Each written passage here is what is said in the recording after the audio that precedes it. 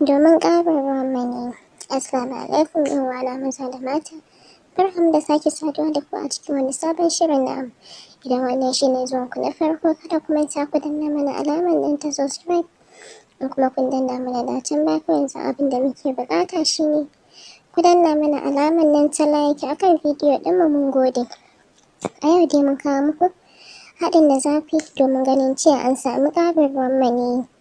To alhamdulillah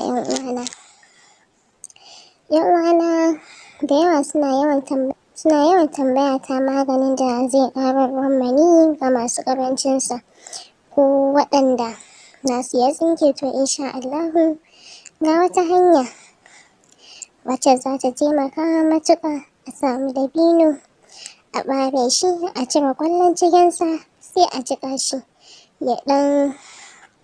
ya kwana ɗaya. Idan ya kwana sannan a zuba shi a blender a niƙa shi sosai. Bayan ya niƙu sosai sannan a kawo zuma a haɗa da wannan dabinon da aka niƙa, a haɗe su waje guda.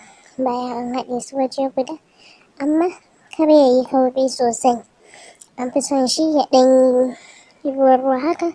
Kamar in ka jiƙa dabino ya jiƙu, to wajen niƙan za ka ɗan sa ruwa haka, amma ba wai za a cika ba ne sosai. Wannan dai haɗi na maza ne da mata, duka kowanne zai iya amfani da shi, kuma sannan za a sha in dai ana fama da wannan ta matsala na ƙarancin ruwan maniyyi, ko kuma wanda maniyyinsu ya tsinke.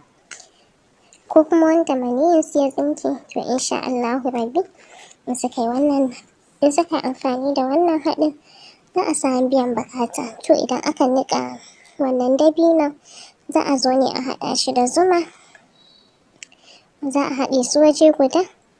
Idan aka haɗe kamar yadda na ce, amma ba a so haɗin ya yi kauri sosai, to za a rinƙa shan babban cokali 4 safe kafin a karya. Haɗin nan ana so ne za a sha shi babban cokali 4 da safe kafin a karya. Sannan bayan an sha, ana so sai aƙalla ka yi kamar 1 hour da sha, sannan sai mutum ya nemi karin kumallo sai ya ci.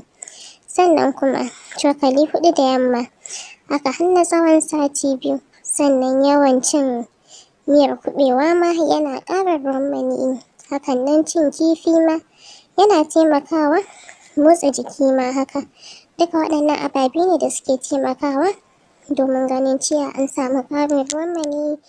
To alhamdulillah, shirin namu na yau a nan ya zo ƙarshe, sai mun haɗu da ku a cikin wani sabon shirin namu. Mun gode.